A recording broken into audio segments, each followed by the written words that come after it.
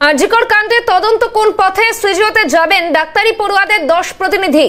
ডাক্তারি পড়ুয়াদের ইমেলে উত্তর সিবিআই এর তরফে তাদের সময় দেওয়া হয় বিকেল 4:30। সিজিওতে যাওয়ার আগে অধ্যক্ষের সঙ্গে বৈঠক। প্রতিনিধি দলের সদস্যদের সিজিওতে যাবেন ডাক্তারি পড়ুয়াদের 10 প্রতিনিধি।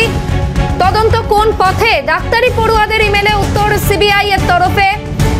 আরজিকর কাণ্ডে তদন্ত কোন পথে এগোচ্ছে সিজিওতে সে বিষয়ে জানতে যাবেন ডাক্তারি পড়ুয়াদের 10 প্রতিনিধির একটি দল। ডাক্তারি পড়ুয়াদের ইমেলে উত্তর দেওয়া হয়েছে সিবিআই এর তরফে। টেলিফোন লাইনে রয়েছেন প্রতিনিধি অয়ন শর্মা। অয়ন, এ বিষয়ে বিস্তারিত জানাও।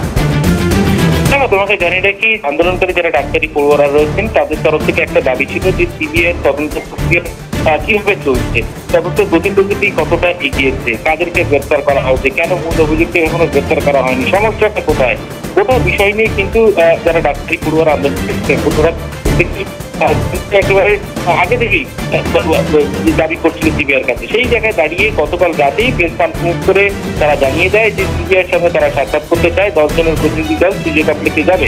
এরপরই সিবিআইয়ের তরফ থেকে একেবারে গতকালই তাদের তরফ থেকে মেল করা হয়, ডাক্তারি পড়ুয়াদের তরফ থেকে সিবিআইকে মেল করা হয় এবং সেই মেলের উত্তর কিন্তু ইতিমধ্যেই এসে গিয়েছে।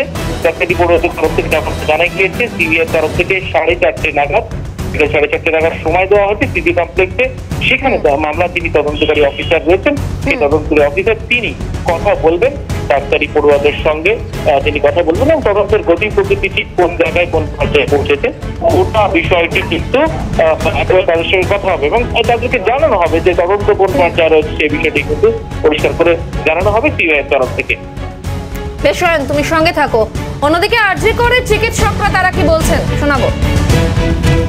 মূলত তদন্তের যে গতি প্রকৃতি তাতে এখনো আসল অপরাধী সে চিহ্নিত হয়নি এবং ধরা পড়েনি।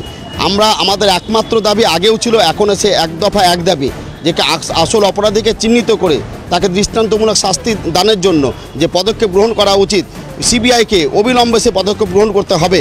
আমাদের এই আর্জি নিয়ে আমরা সিবিআইয়ের কাছে যাচ্ছি তদন্তের গতি প্রকৃতি জানার জন্য এবং এই নিরিখে আমাদের কতগুলো প্রস্তাবনা আছে, আমাদের কতগুলো পর্যবেক্ষণ আছে, সেগুলো আমরা সিবিআইয়ের কাছে পেশ করব। গতকাল সুপ্রিম কোর্টে সিবিআই বারবার বলেছেন যে তথ্য প্রমাণ লোপাটের একটা গভীর ষড়যন্ত্র সিবিআইয়ের চোখে পড়েছে। তাহলে এই বিষয়টা জানা দরকার আছে যে কিন্তু এই তথ্য প্রমাণ লোপাট কারা করলো, এই নেপথ্যে কারা আছে, তারাও তো একই অপরাধের সাথে একই রকমভাবে অপরাধী। যতক্ষণ না আমরা সুবিচার পাচ্ছি ততক্ষণ অবধি অবস্থান চলবে এবং সিজ ওয়ার্ক যেটা সেটা চলবে। পেশেন্ট পরিষেবা প্রত্যেক জায়গায় সিনিয়ররা দিচ্ছেন এবং এমার্জেন্সি পরিষেবা আপনারা ওদিকে ট্রমাতে গেলেই দেখতে পাবেন যে এমার্জেন্সি পরিষেবা ওখানে প্যারালালভাবে চালু করা হয়েছে।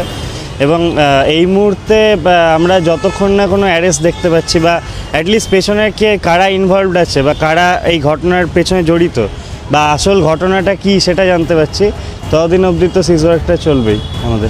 সবাই তো একটা জিনিস জানে যে এখানে অপরাধী একজন নয়, একজনের বেশি। তাহলে একজনকে ধরে রাখার পর এবং সেটাও যে সে আসল অপরাধী বা কি তার কি প্রোগ্রেশন সেটা সম্পর্কে আমাদের কাছে কোনো তথ্য নেই। এবং তারপরে বাকি যে অপরাধী তারাও কিন্তু এখন খোলা আকাশের নিচে ঘুরে বেড়াচ্ছে, তার কি প্রোগ্রেশন সেইটুকু তথ্য আমাদের হাতে নেই। এবং অতএব আরজিকরে যারা আমরা আছি সবাই কিন্তু সেই আন্দোলন ততক্ষণ পর্যন্ত চালিয়ে যাব যতক্ষণ না আমরা আসল অপরাধীকে সিবিআই খুঁজে বার করছে।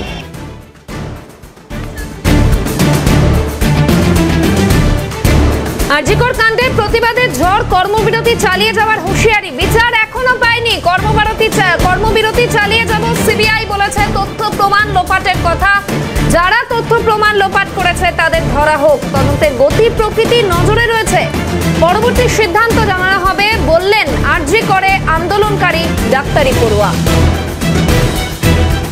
তো আমাদের যে জিপি হয়েছে সেই জিপি অনুযায়ী আমরা আজকেও আমাদের যে কর্মবিরতি সেটা চালিয়ে যাচ্ছি, কারণ এখন আমরা মনে করছি যে জাস্টিসের জায়গাটা, যে বিচারের জায়গাটা এখনও আমরা পাইনি বলে আমাদের মনে হচ্ছে, যে মাল্টিপল কালপ্রিটস যেটা আমাদের মনে হচ্ছিল সেই জায়গাটা। কালকে সিবিআইও কিছু তথ্য দিয়েছে হাইকোর্টে, সুপ্রিম কোর্টে তারা বলেছে যে হয়তো এখানে যে আমরা 5 দিন পরে ঢুকেছি তার আগে অনেক তথ্য প্রমাণ ট্যাম্পার্ড হয়েছে। তাহলে এটাও আমরা জানতে চাইবো যে ট্যাম্পার্ড যদি হয়েছে তারা কেন বলছে, করলে কারা করতে পারে, তাদেরকেও ধরা হোক, তাদেরকেও শাস্তির আওতায় আনা হোক। এই বিষয়টা নিয়ে সামগ্রিক আলোচনা করব।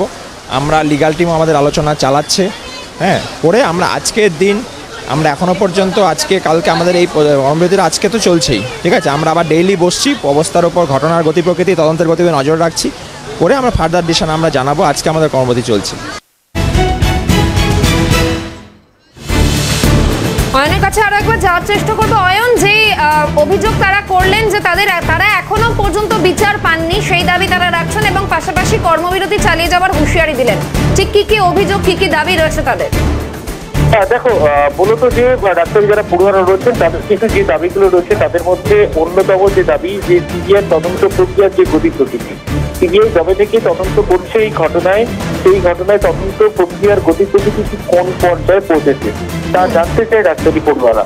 যার ফলে তাদের মূলত দাবি ছিল যে এই গতি প্রকৃতি তদন্ত তাদেরকে জানাতে হবে, প্রতিনিয়ত টাইম টু টাইম আপডেট করতে হবে। এছাড়াও আরো যে দাবিগুলি ছিল ময়নাতদন্তের যে রিপোর্ট, সেই রিপোর্ট প্রকাশিত করতে হবে, প্রকাশ করে তাদেরকে জানাতে হবে কিভাবে ময়নাতদন্ত হয়েছে, কার ময়নাতদন্ত করেছেন, গোটা বিষয়টা কিন্তু তাদেরকে জানতে হবে। এই যে বিষয়গুলি ছিল, এই একাধিক যে দাবি দেওয়া, সেই দাবি দেওয়া কিন্তু আগে থেকে ছিল। সেই দাবিতে কিন্তু এখনো পর্যন্ত তারা অনড় রয়েছেন। তারা আপাতত এখনো পর্যন্ত কর্মবিরতি চালিয়ে যাচ্ছেন এবং তাদের যে বক্তব্য, যতক্ষণ না মূল যে অপরাধী তাকে চিহ্নিতকরণ করা হচ্ছে, তাকে গ্রেফতার করা হচ্ছে, ততদিন কিন্তু কর্মবিরতি চলবে। কর্মবিরতি তারা চালিয়ে যাবেন এমনটাই কিন্তু জানিয়েছেন। এবং নিরাপত্তার যে জায়গাটি ছিল, যে সিআইএসএফ কেন্দ্রীয় নিরাপত্তা চাইছিল ডাক্তারি পড়ুয়ারা, সেই মতো কিন্তু সুপ্রিম কোর্টের নির্দেশে কেন্দ্রীয় নিরাপত্তা ইতিমধ্যে মোতায়েন হয়েছে হাসপাতালে। তবুও সেখান থেকে প্রশ্ন থেকে যাচ্ছে যে এই কেন্দ্রীয় নিরাপত্তা, সিআইএসএফ এর যে নিরাপত্তা বেষ্টনী, সেই নিরাপত্তা বেষ্টনী ঠিক কতদিন থাকবে হাসপাতালে? তারপরে আবার কিছু হবে না তো? 14 তারিখের রাতে যেভাবে ঘটনা হামলা হচ্ছিল সেই ধরনের ঘটনা ঘটবে না তো? সেই আশঙ্কার প্রকাশ কিন্তু এখনো পর্যন্ত ডাক্তারি পড়ুয়াদের মধ্যে রয়েছে। যার ফলে তারা এখনো পর্যন্ত এই জায়গায় দাঁড়িয়ে কর্মবিরতি এখনো চালিয়ে যাচ্ছেন। এখন দেখার এটা বিষয় যে সিপিএর সঙ্গে সাক্ষাতের পর ডাক্তারি পড়ুয়ারা তারা কি জানায়, তাদের বক্তব্য পরবর্তী যাদের কি স্ট্যান্ড পয়েন্ট হয়, সেটা কিন্তু তাদের সিপিএর সঙ্গে সাক্ষাতের পরে কিন্তু পরিষ্কার হবে গোটা বিষয়টা। বেশ, ধন্যবাদ অয়ন। কথা বলছিলাম প্রতিনিধি অয়ন শর্মার সঙ্গে।